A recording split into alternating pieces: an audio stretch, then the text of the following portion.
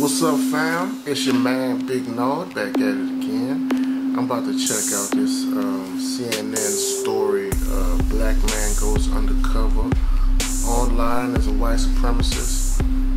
This seems similar to the movie that is coming out or is out already, which depicts black men going undercover and Jewish men going undercover in the KKK.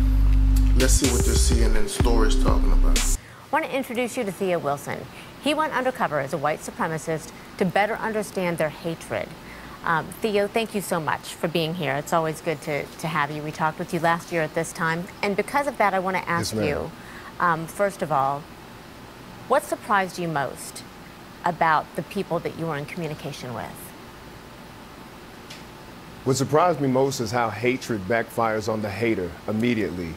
Of all the guys that were in the alt-right that I was studying and all the guys who were trolling me when I was making Black Lives Matter content, the thing that struck me was that none of them are happy and that the emotional entanglement in white identity causes great suffering for these people in and of itself. And it comes out as rage, it comes out as anger, and it comes out as hatred. But what's most alarming was that none of these guys were fulfilled in living their best lives. And that was kind of ironic to me when I was doing my research and going undercover. Did anybody want to? I mean, what kind of conversations are they having? The kind of conversations that they're having are basically based on blame, and they are centered around the fact that America, sadly, is an ahistorical society. When I go around the country speaking at universities, what I find is that there's a gigantic vacuum when it comes to the history of people of color. They don't know about, even here in Colorado, the Sand Creek Massacre, the burning of Black Wall Street. None of that stuff is taught. And therefore, you lose context in the present moment. History contextualizes the now. And when you lose that, you have this vulnerability, especially in the age of the internet, of people falling for new school Mein Kampf ideas, getting rebranded as something brand new, and they don't realize how they've been baited into being on the wrong side of history yet again. So 1 year ago. Yet again. Bro, like, man, fuck these dudes, man. Oh, we talked about this. Yes. We're now a year later. Do you get a sense that anything has changed? What I do get a sense of, and I think this was very interesting with the Charlottesville rally, in a way, the far right imploded on itself. I remember the atmosphere in the country being as something of that they might have a valid political voice. And when Charlottesville happened, it was like, oh, no, these are the same old crazy people that white supremacy has always produced. And so I think it actually put a dent in their momentum and it put a dent in their credibility. When Heather Heyer was killed. Just half-ass madness. Whole bunch of out-of-shape motherfuckers fighting with goddamn homemade weapons and shit. It showed that this violent ideology is still the same thing as it always was. It's been taking life since 1492, and it showed up as that again. And we have a right to be on edge about these rallies. There's a student activist at Charlottesville High School who said this. I believe it was in the Washington Post. She said, "There hasn't been the work to go back and reckon with white supremacy. Before we can move on and heal as a community, we have to reckon with that." How do you think, Theo, you reckon with white supremacy? What conversations need to be had? I think the conversation especially needs to be had in white America. It's a difference between guilt and accountability.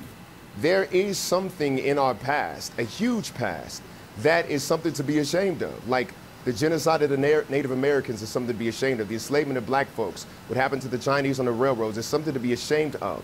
But the feeling just triggers guilt, and then people hide. What needs to happen is that, okay, I may not have been the one who perpetuated these crimes individually, but I kind of did inherit the wealth of that. The accountability comes with how do we reckon with the past so that we don't make these mistakes. Let's make some brand new mistakes in the future, but the cyclical nature of this is what's most alarming to me. You have to be able to distinguish emotionally between shame and guilt and accountability for what you've inherited. I think that's a very important conversation. Okay, and that's what is interesting here as well, because another article, in this Washington Post article, another moment in it takes on institutional racism, saying, listen, it exists. Yes. They say the city and the university have not come to terms with their history of being built, enriched, and sustained by enslaved people and remaining, for much of the 20th century, segregated institutions that celebrate the vestiges of the Confederacy rather than casting them aside. What do you think holds people back from that acknowledgement that needs to be made? And can you move forward without the acknowledgement? There ain't gonna be no acknowledgement, man. It's something called white, genetic annihilation that people want and need to avoid.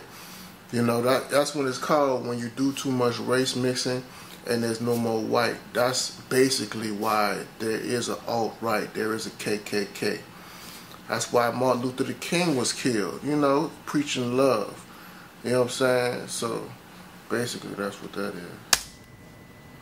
You can't move forward without the acknowledgement. We have to keep in mind, this has been an openly apartheid society. Like the enslavement and oppression of black folks was legal from 1619 to 1971 when the last Jim Crow law fell, Swan versus Charlotte Mecklenburg Board of Education.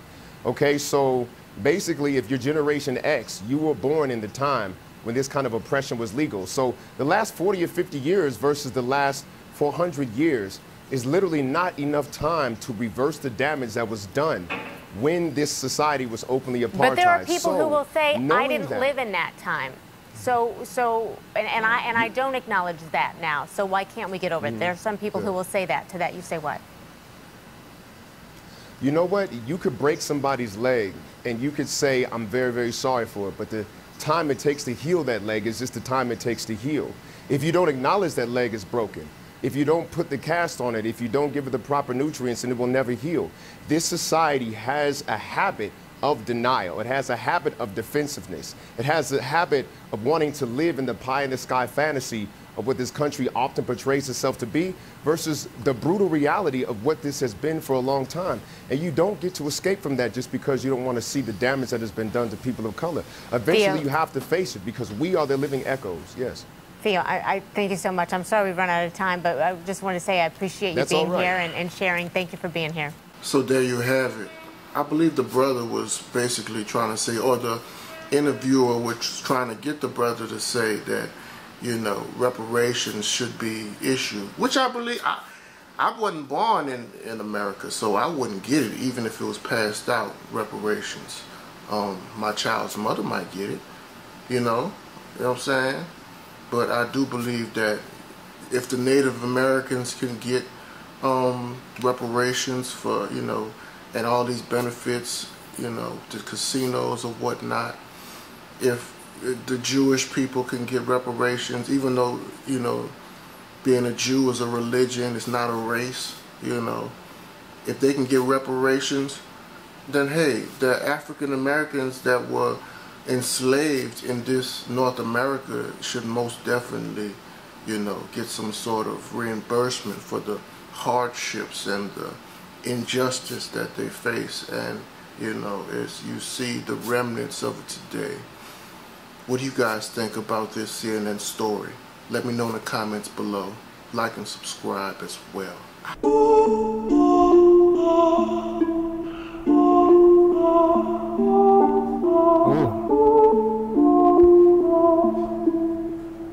Big Nard with cathedral bars, just so cold-blooded.